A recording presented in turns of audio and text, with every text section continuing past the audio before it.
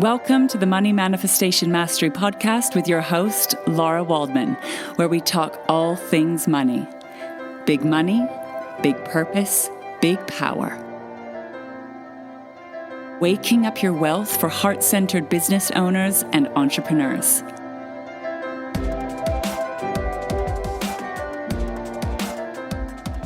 In today's episode, we are going to be dancing with the cycles of death and rebirth. Death and rebirth as an essential part of the transformational process.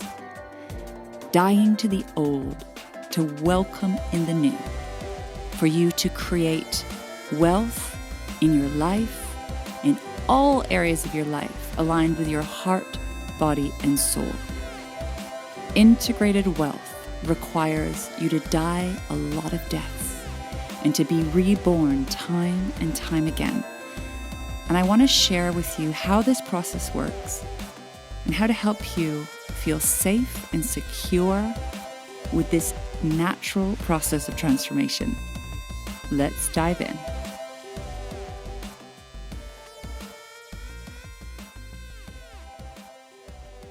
When you get clear on what you want, what you really want, the vision for your life, that heart, body, soul aligned vision, that wealthy life in all areas of your life, it can look extraordinary. Of course you want that. Of course you desire that. When you start waking up your wanting, waking up your wealth, it can feel extraordinary. But the challenge is how to bridge that gap between what you want, what wants you. That heart, body, soul aligned wealth creation is a potential, a possibility, the seed of consciousness. That vision is showing you a path of what's possible. And yet, you need to face yourself right here, right now, warts and all the problems, all the pain of your present reality. Hopefully by now, if you've been checking out my other episodes, you'll understand the power of pain, the power of problems, pain being a portal to prosperity. If you haven't checked out those episodes, please do so. It will help you understand this process. Because in order to manifest the money that you want, in order for your desires to manifest in your physical reality, we've got a journey to go on. Figuring out how to bridge the gap between where you are now and where you want to be. In order for you to step into the wealth that you require and desire, that integrated wealth, experiencing wealth in all areas of your life, is going to require you to die a lot of deaths. Your survival brain will kick off and tell you that it is not safe. And if you keep going, there will be doom and destruction waiting ahead. My survival brain tells me, this is the moment that you're going to die. This is going to kill you. Now, of course, in entrepreneurship and business, we are taking risks, measured risks, and we don't know exactly what the outcomes will be. But I'll tell you what, my survival brain comes in hard with a lot of doom, a lot of gloom, very crippling fear. And it will say things like, well, yeah, you survived the other experiences, but this time, this is going to take you down. This is going to kill you. So how I navigate between my survival brain and that wealthy wisdom within, showing me the way, the path to conscious wealth creation, I have to face my death. Not to be dramatic, but that is how it feels. Am I willing to lose it all, risk everything to go for what I want? The vision shows me a beautiful desired outcome. My money blocks, my survival brain tells me this is the worst idea you've ever had. Do not move forward. Do not progress. Trying to keep me safe.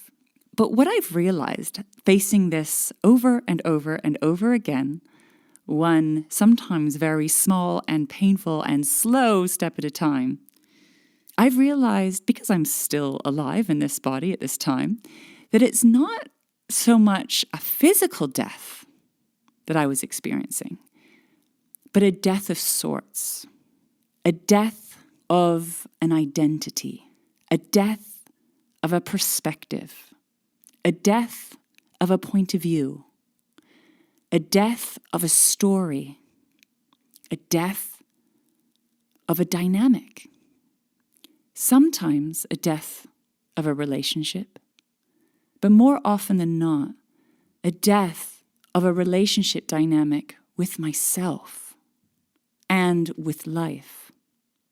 And this death is very intense and can feel horrendous. Sometimes I call it defrosting trauma. This defrosting of feelings, of suppressed, trapped, unfelt feelings. Defrosting of hard-wired ideas. Now, if you know anything about neuroscience, which I am not an expert in, so I won't speak about, there are some hardwired patterns and programs, neuropathways, that get developed at very young and important stages of development. So as you bridge the gap between where you are now and where you want to be, you have to embrace death as part of the process.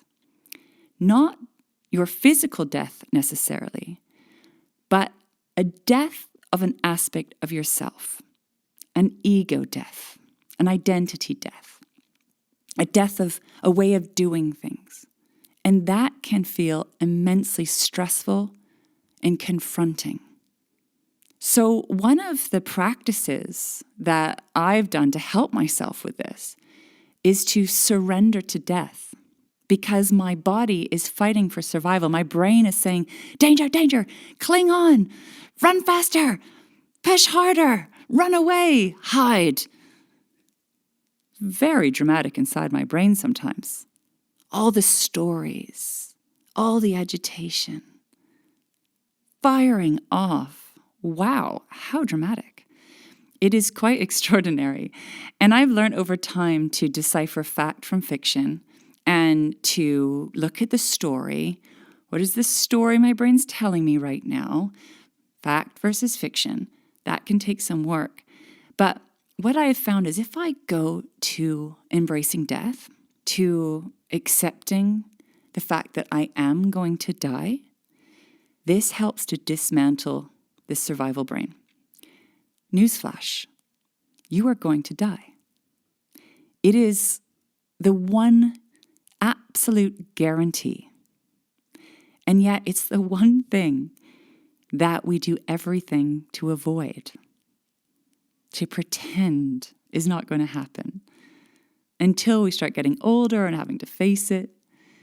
But I've found if we can consciously work with death, be with it, work with it, it's an incredibly powerful activator. So I choose to dance with death every day, to connect to the fact that I'm going to die every day. Now, a part of my brain finds that really stressful and doesn't want to accept that fact. But what I've found is when I connect to it and embrace it, it diffuses the survival fear, all that energy that is used to keep me fighting for survival. Because when we're in that survival brain, we do all sorts of wild things. It has us spinning our wheels, overworking, overgiving, hustling, grinding, doing all sorts of behaviors around money and business and life. It's actually coming from fear. It's a survival fear, and it's very hardwired and feels very real. And sometimes that's useful. Occasionally we need that, but most of the time it's firing off in all sorts of unhealthy and unhelpful ways.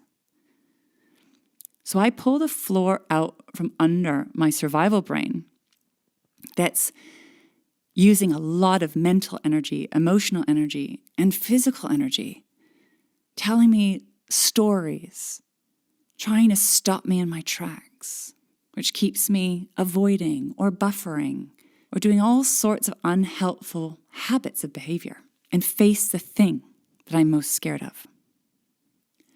When I embrace death and accept it as a part of life, it helps me to realize how short and precious this life is. It helps me put all of my fears into perspective and all that I'm doing to avoid moving forward, all the energy I'm using against myself. It puts it all into perspective. And one of the things I like to ask myself, if you were going to die in 6 months or 12 months and you knew that, what would you choose? What would you do? And for me, it always fuels my fire.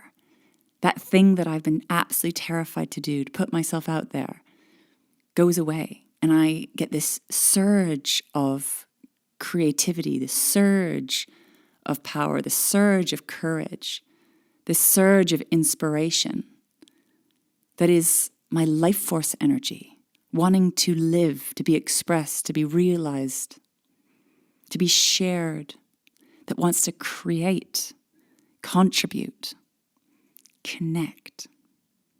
That's what comes through me. Gives me the confidence to keep going. And at the end of the day, it doesn't matter, because at some point, you're going to be dead. Now, you could say this could lead you to the path of self-destruction or hopelessness or despair. I have found that's not the case. I feel sad that this is a short-lived experience. There is a grief in that, and I embrace grief as part of the process. Embracing death requires us to grieve, but I've realized that in grieving, we release and let go of what's holding us back. Denying death creates a lot of problems in our world. The path of money manifestation mastery, of conscious wealth creation, is a continual cycle of death and rebirth. This is the path of transformation, of alchemy, of being willing to die to the old to birth in the new. Because when you're clinging on for dear life to the old ways of doing things, the old ways of seeing things, the old ways of understanding things, the old systems that are outdated, it stops you from being able to move forward. It suffocates life. It suffocates creativity and innovation. Now there is a place for conservation. There's a place for taking care of what is and what has been. But often we are clinging on and holding on to things that are actually not serving anyway.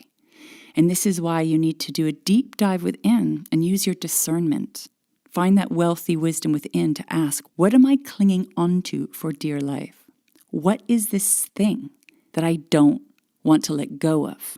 What am I holding onto? Because often that thing you're clinging onto and holding onto is not actually serving you anyway. And there's that beautiful saying, let go, let God. When you truly let go, it allows for growth to happen. It allows for life to emerge. And what I found that the stories that my brain tells me, my survival brain, are often incorrect. And what I found is usually the opposite is true. Not always. Occasionally there's loss. Occasionally the thing I fear does manifest. But most often than not, it's the exact opposite. So my survival brain tells me I'm going to lose love and connection and support. And most often, the opposite is true.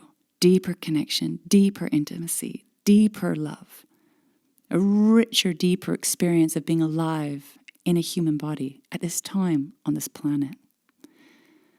So as you surrender to death, you're allowing the old to go. Consciously letting go. Consciously grieving the old, putting it in the ground. letting go of that which is no longer aligned with where you're going.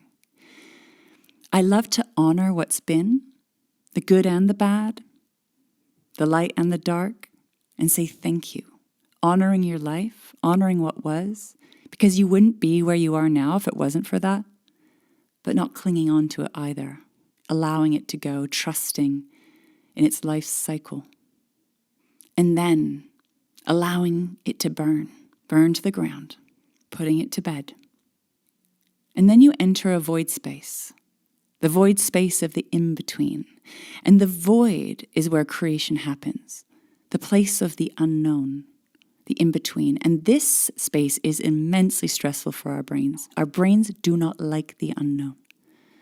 But this is where mastery comes in, learning to hold this space. It can feel really bad, but this is the birthplace of new life. In the darkness of the womb is where the seed grows.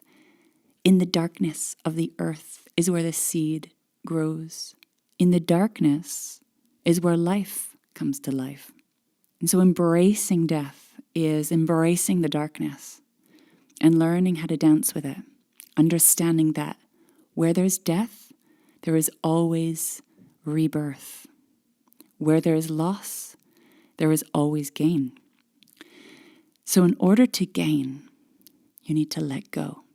And this is why it's so important that you're really clear on what you want and why you want it. Because you will have to die many deaths in order to create it, in order to receive it. Now, yes, we are all going to die, including you. But mostly the deaths will be around identity, around point of view, around perspective, around old stories, around old patterns that come from your family, the society you were raised in, the culture you were raised in, your ancestral history. And these are very hardwired patterns and programs that create your perception of reality. So in order to change your perception of reality, for you to create the life you want, you're going to have to let those go. But through loss, there's liberation, if you choose to work with it consciously and mindfully. And as the old has burned away and burned down and died down, the phoenix rises from the ashes. New life begins to emerge from the depths of the darkness. Ideas, possibility, the new dawn. And your job is to hold space for that. Holding space in the darkness, the void of the in-between, in trust that in time new life will rise. And this is all living inside of you. It's the new you, the new version of you. And from my point of view, this part of you has always been there, like the diamond in the rough. So your willingness to die consciously and mindfully, dancing with death each and every day, is more of a revealing, a pulling back of the layers, uncovering and discovering who you truly are, coming home to yourself, coming home to your true wealth that lies within, liberating your creative self that longs to be and express, dance in life, connect and co-create with all of life. So there is so much here. There is so much wealth ready and waiting for you on the other side of death, on the other side of loss. And that is a choice you need to consciously make day in, day out, to die to the old, to be transformed by the wealthy wisdom within, by your desires and your wanting that are calling you home to yourself. And for the most part, that which is dying away, it's time to go. Your body knows. I learned this from many years as a healer. Just by holding space and breathing and being and letting go, Your body knows what it's ready to let go of, what it needs to let go of, and to make space for new life. But please remember that your hardwiring is going to kick back, shout and scream, and fight to the last breath. I had the great honor and privilege of being with my grandmothers when they died. I was holding one of my grandmother's hand as she took her last breath. And I was so blown away by the fight for life, even in those final stages of death, that she fought for every last breath. And I thought, wow, she's really fighting for life. What if she just let go and fully surrendered? Her body was still doing its thing, fighting for survival, even though it was her time to go. And that moment when she took her last breath, I felt this incredible peace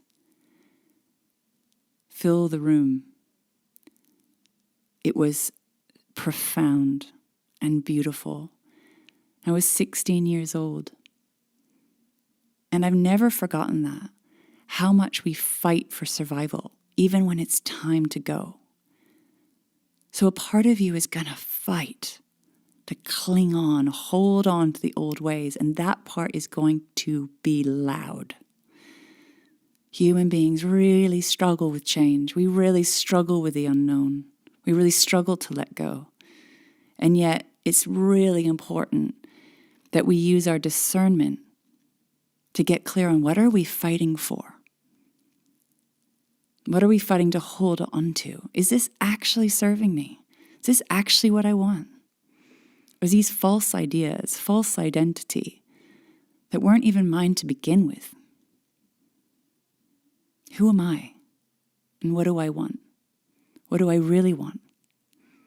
And am I willing to do whatever it takes to get that, to experience that?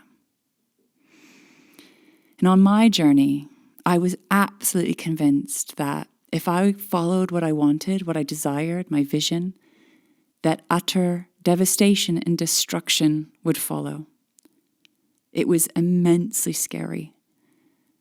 I always thought it was either or. I either be myself wholeheartedly, experiencing the life I desire, and lose everything and everyone, or I settle. I have my kids and my husband and my life, but I live a half life. And I just couldn't live a half life. It was killing me. It was suffocating me. But it took me time to feel safe. It's why it took me a while to figure this out, because I was in a fight, in a battle with myself. And what I didn't understand was that all the things that were really important and precious to me would grow and evolve with me. But I had to lead. I had to go first. I had to be willing to let go and give everyone space to grow and evolve as well. And in my life, I assumed I would get a divorce. I would assume everything would end. But what's happened is I've been with this same man for 23 years, and our relationship has grown and evolved and grown and evolved. It got better and better and better. We've been through many deaths and rebirths. We've faced many painful moments, and we keep growing and evolving together. But every moment feels like a risk. And I've learned slowly and painfully that following my heart and my desires and my wanting may be temporarily very painful. Short-term pain for long-term gain. And I was just not willing in this lifetime to live a half life. I saw what that did. I experienced the devastation and destruction of creating outer success at the cost of yourself. And I was not willing to do that this lifetime. So it's the great experiment. Growing as we go, and you get to choose by following that wealthy wisdom within.